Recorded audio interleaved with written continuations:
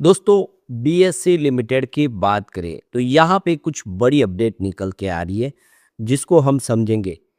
पिछले दिनों बीएससी ने बहुत अच्छा बेहतर प्रदर्शन किया, उसके बाद में गिरावट का जो सिलसिला शुरू हुआ जिसकी वजह से स्टॉक नीचे आया। क्या यहाँ से बीएससी फिर बेहतर करेगा? समझने की कोशिश करेंगे इस वीडियो के माध्यम से। दूसरी तरफ अगर हम सीडीएसएल लिमिटेड की बात करें तो यहाँ पे कंपनी ने काफ़ी बड़ा फैसला किया है। सीडीएसएल आप देख सकते हो कि बहुत ही पुराना आप देखे डीमेट सर्विस प्रोवाइड करने वाली कंपनी है और काफ़ी अच्छा इसका बिजनेस है। अब कंपनी आने वाले इसमें कुछ बड़ी रणनीति बना रही है। क्या है उसका नतीजा समझेंगे। उससे दूसरी तरफ अगर हम देखें तो एनएसडीएल लिमिटेड आईपीओ आने के बाद बहुत बेहतर रिटर्न देने वाला स्टॉक लगातार कमज़ोर साबित हो रहा है। क्या आने वाले इसमें बेहतर करेगा? एक बार डिविडेंड दे चुका है, क्या फिर से डिविडेंड देगा? साथ में हम क्यूपेड लिमिटेड को डिस्कस करेंगे जिसने बहुत ही शानदार बोनस देने का ऐलान कर दिया है। लेकिन फ्रेंड्स, उससे पहले अगर आप पहली बार हमारे चैनल पे आए तो चैनल को सब्सक्राइब कर दीजिए, एक बेल आइकॉन दबा दीजिए ताकि जब भी नया वीडियो बने पहला नोटिफिकेशन आपको मिले। वीडियो पसंद आए तो लाइक से ज़रूर कीजिए।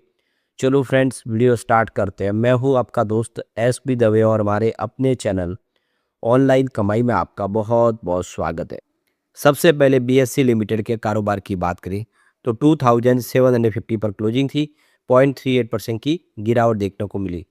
तो यहाँ पे आप देख ही सकते हो कि शुरुआत ही कमजोर हुई क्योंकि बाजार में गिरावट का सिलसिला शुरू हुआ जिसकी वजह से स्टॉक आ गया दबाव में। वैसे इंट्राडे में यहाँ पे पॉजिटिव माहौल बना था, बाजार का साथ मिलता तो स्टॉक आगे बढ़ जाता था। अब यहाँ पे इसका 52 वीक का जो लो है वो 1227 का है और इसका 52 वीक का हाई 3227 का है। और ये क्लियर है कि स्टॉक अपने 52 वीक के हाई के आसपास है। बहुत अच्छा इसने प्रदर्शन किया, काफ़ी मजबूत स्टॉक लग रहा है इस समय। यहाँ पे वन डे के हिसाब से 0.35% की गिरावट है, जबकि यहाँ पे देखें तो वन वीक के हिसाब से 1.76% के स्टॉक के अंदर गिरावट हुई है। पिछले एक महीने में यह 5.02% की गिरावट हुई है। 3 मंथ के हिसाब से 2.28% की गिरावट है। ओवरऑल देखें तो पिछले 3 महीनों में बाजार में जो गिरावट का सिलसिला शुरू हुआ जिसकी वजह से ये स्टॉक भी थोड़ा नीचे आ गया, लेकिन पिछले एक साल के हिसाब से इसने 94% का शानदार रिटर्न दिया है। 3 ईयर के हिसाब से 1616% का मल्टी बैग रिटर्न दिया है और पिछले 5 सालों में 4133% का ज़बरदस्त रिटर्न दिया है। यानी स्टॉक बहुत बड़ा मल्टी बैगर साबित हुआ है।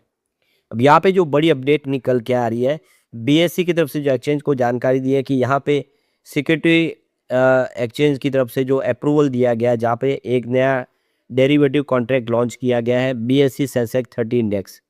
और इस इंडेक्स का जो काम होगा कि लार्जेस्ट और जो मोस्ट लिक्विड कंपनीज है बीएससी 100 के, उनको यहाँ पे डेरिवेटिव सेगमेंट में उसका कामकाज होगा बीएससी सेंसेक्स 30 इंडेक्स के तहत। तो नया एक इंडेक्स लॉन्च किया, बहुत अच्छी खबर है। और आप देख सकते हो कि यहाँ पे लास्ट थर्सडे इसकी एक्सपायरी पीरियड होगी। तो कुल मिला के कंपनी का फैसला काफ़ी अच्छा है। लगातार नए प्रोडक्ट लॉन्च किए जा रहे हैं। कंपनी के रिजल्ट की बात करूँ लगातार साल दर साल बहुत अच्छा हो रहा है। मार्च 2022 में 863 करोड़ का कंपनी का रेवेन्यू था, जो मार्च 25 तक बढ़ते हुए 3236 करोड़ तक आ गया है। ये आप देख सकते हो लगभग 4 गुना कंपनी का रेवेन्यू बढ़ा है पिछले 4 सालों में। बात करें रेवेन्यू की तो ऑपरेटिंग प्रॉफिट की तो 327 करोड़ का ऑपरेटिंग प्रॉफिट था मार्च 2022 में, जो बढ़ते हुए आप देख सकते हो कि यहाँ पे 25 के अंदर 1748 करोड़ तक पहुँच गया। ज़बरदस्त जंप देखने को मिली है। नेट प्रॉफिट की बात करो 244 करोड़ का नेट प्रॉफिट था मार्च 2022 में, जो नेट प्रॉफिट 25 में सीधा 1322 करोड़ तक पहुंच गया। बहुत ही ज़बरदस्त कंपनी का बिजनेस है। रेवेन्यू प्रॉफिट जिस तरह से बढ़ रहा है, ये स्टॉक आने वाले समय कमाल कर सकता है। सबसे बड़ी बात है कि डिविडेंड बहुत ही शानदार कंपनी डिविडेंड देती है।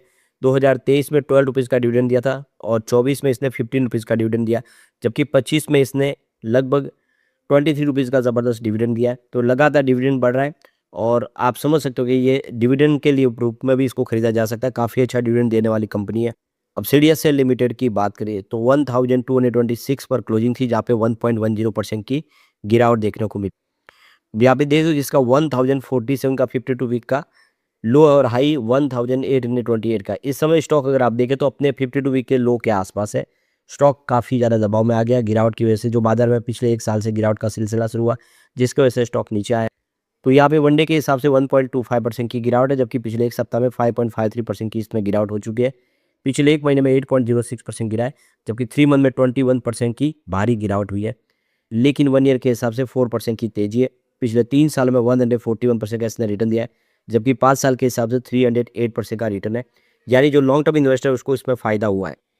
अब यहाँ पे जो बड़ी अपडेट निकल के आ रहे हैं, सीडीएसएल की तरफ से आईपीएफ लॉन्च किया गया है, एमएस आत्मनिर्भर इन्वेस्टर कैंपेन, और इसका मकसद है वीमेंस को इनकरेज करना। आने वाले समय इन्वेस्टमेंट जो जर्नी है उसमें, उस जर्नी में उनका भी बड़ा योगदान हो। तो ये देखिए सेंट्रल डिपॉजिटरी सर्विस की तरफ से एक इन्वेस्टर प्रोटेक्शन फंड जो है आईपीएफ, उसने नई डिजिटल कैंपेन लॉन्च किया है, और इसमें वीमेन डे के तौर पे आप देखिए आत्मनिर्भर एचईआर करके इसको इनकरेज किया गया, जिसमें महिलाओं की ज़्यादा से ज़्यादा हिस्सेदारी इन्वेस्टमेंट के अंदर हो। ये जो इस समय जो इन्वेस्टमेंट की जर्नी है उसमें उनका बड़ा रोल हो, ये इसका मकसद है। तो हर कोई इस समय महिलाओं की हिस्सेदारी बढ़ाना चाहता है। महिलाओं के डिमेट होल्डर की संख्या देखें तो 25% के आसपास, जो पिछले एक साल पहले 20% थी। यानी लगातार महिलाओं की हिस्सेदारी बढ़ रही है, ये बहुत अच्छी बात है। अब सीडीएसएल के रिजल्ट की बात करूँ, बहुत ही अच्छा देखने को मिल रहा है। देखो कि 22 में 605 करोड़ का रेवेन्यू था, जो मार्च 25 में सीधा 1199 करोड़ तक पहुंच गया, लगभग डबल हो चुका है। ऑपरेटिंग प्रॉफिट 408 करोड़ के आसपास था मार्च 22 में, जो 25 में 694 करोड़ तक पहुंच गया है। ऑपरेटिंग प्रॉफिट भी ज़बरदस्त बढ़ा है। नेट प्रॉफिट की बात तो 311 करोड़ के आसपास था 22 में, जो 25 तक 526 करोड़ तक पहुंच गया है। रेवेन्यू प्रॉफिट ज़बरदस्त बढ़ा है, यह इशारा है कि आने वाले में कंपनी कमाल कर सकती है। अब यहाँ पे एनएसडीएल लिमिटेड की बात करें तो 889 पर क्लोजिंग थी, 0.16% की गिरावट देखने को मिली। अब यहाँ पे देख लीजिए 875 52 वीक का लो है, स्टॉक अपने 52 वीक के लो के आसपास है। हाई इसका 1425 का, आईपीओ आने के बाद ये 1425 तक गया था, उसके बाद लगातार कमजोर साबित। पिछले दिनों जो आईपीओ बहुत अच्छा किए थे, चाहे वो बजाज हाउसिंग फाइनेंस हो या फिर देखो कि एनएसडीएल हो, ये सारे के सारे समय कमजोर साबित हो रहे हैं। तो वन डे के हिसाब से यहाँ पे 0.16% की गिरावट है, जो कि पिछले एक सप्ताह में 3.39% के स्टॉक की गिरावट हो चुकी है। और यहाँ पे देख सकते हो कि 1 मंथ के हिसाब से 8.25% की गिरावट हुई है। पिछले 3 महीनों में 16.61% के आसपास की गिरावट है, जबकि आईपीओ आने के बाद पिछले एक साल में 31.61% के आसपास की गिरावट हुई है। ओवरऑल स्टॉक इसमें जिसने भी निवेश किया है वो लॉस में है, जो भी बीच में फंसे हैं, क्योंकि स्टॉक ऊपर से काफ़ी नीचा है, लेकिन कंपनी का बिजनेस बहुत अच्छा है। अब यहाँ पे आईपीओ आने के बाद कंपनी ने एक बार 2 रुपये का डिविडेंड दे दिया ऑलरेडी, तो 19 सितंबर 2025 को कंपनी ने डिविडेंड दिया है, और उम्मीद है कि इस बार फिर डिविडेंड कंपनी देगी। और कंपनी मजबूत है, बिजनेस अच्छा है। फिलहाल इस समय माहौल जो है पॉजिटिव नहीं, कंपनी का बिजनेस बहुत अच्छा। आप देखिए मार्च 2022 में 821 करोड़ के आसपास रेवेन्यू था, वो 25 में बढ़ के 1535 करोड़ तक पहुंचा, लगभग डबल हुआ है। और ऑपरेटिंग प्रॉफिट की बात करें तो 278 करोड़ के आसपास था 22 में, जो 453 करोड़ तक पहुंच गया है। नेट प्रॉफिट 212 करोड़ का था 22 में, जो 25 में 343 करोड़ तक पहुंच गया। तो बिजनेस तो बहुत अच्छा है, कोई कमी नहीं है। आने वाले समय उम्मीद है कि ये फिर बेहतर करेगा। अब यहाँ पे हम क्यूपिड लिमिटेड की बात करें तो 399 पर क्लोजिंग थी, 1.38% की गिरावट देखने को मिली। तो ये देख सकते हो कि स्टॉक ने मल्टी बैग रिटर्न दिया है, लोगों को बहुत बेहतर किया है। 55 का 52 वीक का लो है, जबकि हाई 526 का है, यानी 55 रुपये का स्टॉक 525 तक चला गया। बहुत ही ज़बरदस्त प्रदर्शन किया है। इस गिरावट के दौर में ये स्टॉक ने कमाल किया पिछले एक साल में। कंपनी यहाँ पे एक शेयर के ऊपर 4 नए शेयर देने जा रही है, और इसकी रिकॉर्ड डेट भी फाइनल कर दी गई है, तो 9 मार्च इसकी रिकॉर्ड डेट है।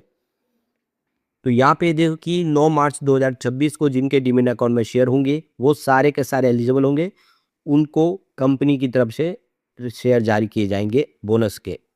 तो यहाँ पे बोनस शेयरों का जो अलॉटमेंट है वो 10 मार्च को किया जाएगा। इससे पहले कंपनी अप्रैल 2024 में ऑलरेडी बोनस शेयर दे चुकी है, जिसमें एक शेयर के ऊपर कंपनी ने एक शेयर दिया है। लगातार अच्छा बोनस देने का ट्रैक रिकॉर्ड है कंपनी का। सबसे बड़ी बात है कि पिछले एक साल में कंपनी ने 500% का बम्पर रिटर्न दिया है, और 3 साल में 2900% का भारी रिटर्न दिया है। 6 महीनों में 130% रिटर्न दिया, यानी लगातार इसने बहुत ही बेहतर किया। लेकिन फ्रेंड्स, कोई भी इन्वेस्टमेंट करने से पहले अपने फाइनेंशियल एडवाइजर से एडवाइस ले ले, या अपना खुद का रिसर्च करें, क्योंकि मैंने वीडियो आपके एजुकेशनल पर्पज के लिए ही बनाया। वीडियो पसंद आए तो लाइक से जरूर कीजिए और चैनल को सब्सक्राइब कर दीजिए। Thank you friends.